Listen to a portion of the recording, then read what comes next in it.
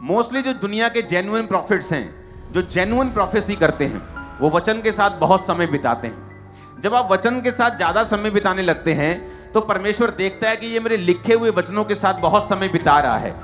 तो आप नोटिस करेंगे जो लोग बाइबल ज्यादा पढ़ते हैं उनको दर्शन भी ज्यादा आने शुरू होते हैं, सपने उनके चेंज होना शुरू जब आप बाइबल पढ़ने लगते हैं, क्योंकि लिखित वचन को पढ़ने से आपका जो आत्मिक एटमॉस्फेयर है आपकी लाइफ का, वो चेंज होना शुरू हो जाता है। आप अपनी सोल को फीड करना शुरू कर देते हैं। कई बार जब कुछ दिनों तक आप खाते नहीं, आपकी बॉडी में एक बेचैनी फील होती है, आपको कमजोरी फील होती है, क्योंकि आपने बहुत दिनों से खाया नहीं या आपने मिस कर दिया, आप बिजी हो गए। और उसी तरह से आत्मा की जो सोल है, जो आपकी स्पिरिट है, उसका खाना बाइबल है। कई बार आप बिजी हो गए और आपने बाइबल पढ़नी बंद कर दी, आप देखेंगे कि आपकी आत्मा में, सोल में एक अजीब सी बेचैनी होती है। वचन उसका खाना है। जब आप वचन को नहीं खाते, उसको फीड नहीं करते, एक अजीब सी बेचैनी आपकी लाइफ में रहती है। दूसरा, आप प्रभु से डिस्कनेक्टेड रहते हैं। जब आप बाइबल को नहीं पढ़ते हैं तो होता क्या है कि जो अगुवाई परमेश्वर ने आपको देनी होती है और एक संतुष्टि जो शरीर की होती है, जैसे जब आप अच्छी तरह से डाइट को फॉलो करते हैं, आपका शरीर जब हेल्थी फील करता है, आपको अंदर से एक संतुष्टि फील होती है कि आज मैं बहुत हेल्थी फील कर रहा हूं। उसी तरह से आपकी स्पिरिट जब हेल्थी फील करती है और संतुष्ट और कंटेंट फील करती है, फिर वो एक्यूरेट पोजीशन में होती है कि वो परमेश्वर की बात को सुन सके। पहला राजा 17 बाब उसकी 1 आयत से उसमें लिखा हुआ है, तिशबी एलिया जो गिलाद के परदेशियों में से था, उसने अहाब से कहा, इज़राइल का परमेश्वर यहोवा जिसके सम्मुख मैं उपस्थित रहता हूं, उसके जीवन की शपथ, इन वर्षों में मेरे कहे बिना ना तो मेह बरसेगा ना औंस पड़ेगी। तब यहोवा का वचन ये उसके पास पहुंचा, यहां से चलकर पूरब की ओर जा और करीत नामक नाले में जो यरदन के पूरब में है छुप जा, उसी नाले का तो पानी पिया कर, और मैंने कौओं को आज्ञा दी है कि वो तुझे खिलाएं। यहोवा का ये वचन पाकर वह यरदन के पूर्व में करीत नामक नाले में जाकर छिपा रहा, और सवेरे और सांझ को कौवे उसके पास रोटी और मांस लाया करते थे और वो नाले का पानी पिया करता था। अगर हम एलिया को देखें तो उसकी कोई सी बैकग्राउंड का जिक्र नहीं है। नहीं बताया गया उसका माँ कौन था, नहीं बताया गया उसका पिता कौन था, उसका भाई कौन था, वो कहाँ से आया था। अभी तो जब वो एलिया नजर आया तब तो उसके आई थिंक बाल उड़ चुके थे, वो एक यंग भी नहीं था, आई थिंक यंग उम्र को भी पार कर चुका था।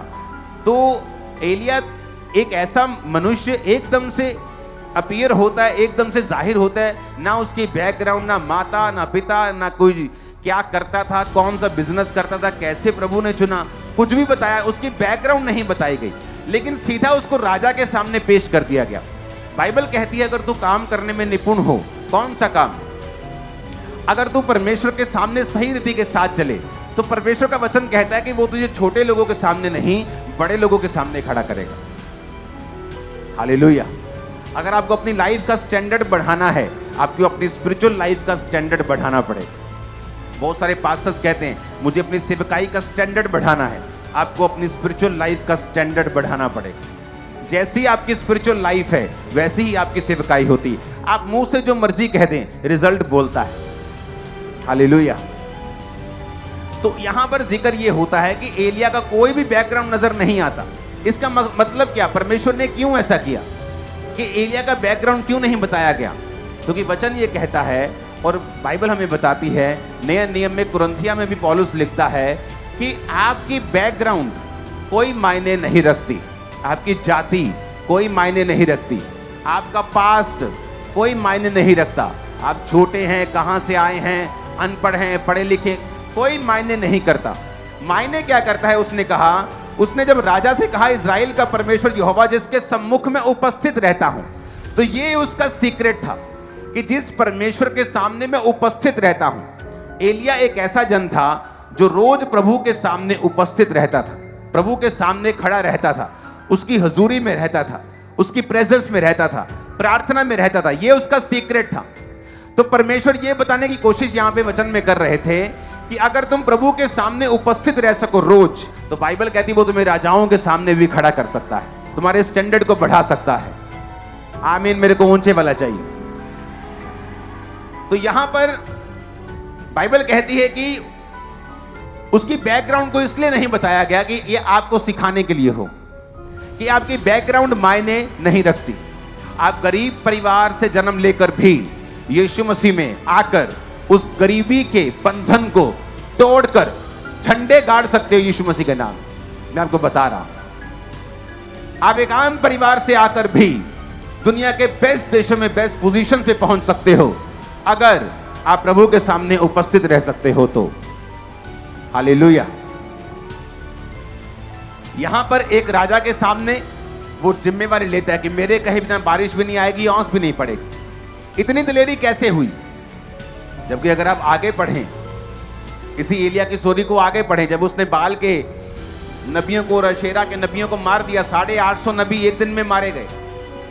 और उसके बाद जब अहाब ने जाके अपनी पत्नी इजाबेल को बताया कि एलिया ने 850 नबियों को मार दिया है, तो उसने एक मैसेज भेजा एलिया को।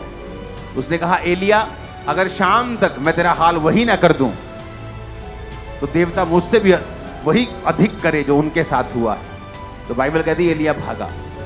अब क्यों भागा? जो राजा से नहीं डरा, इजाबेल से कैसे डर सकता है? जो फर्स्ट पावर से नहीं डरा, सेकंड पावर से कैसे डर सकता है?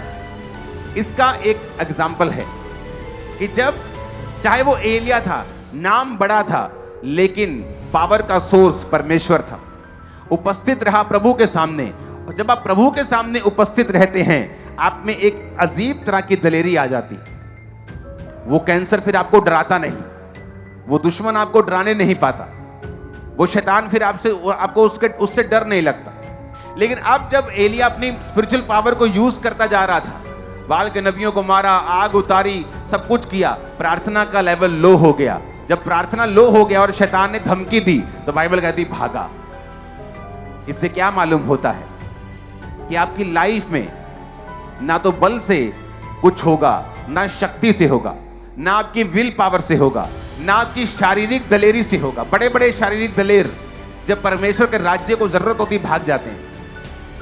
कौन टिका रहता है? जो स्पिरिट में, जो आत्मा में, जो प्रार्थना में स्ट्रांग है। हालेलुया।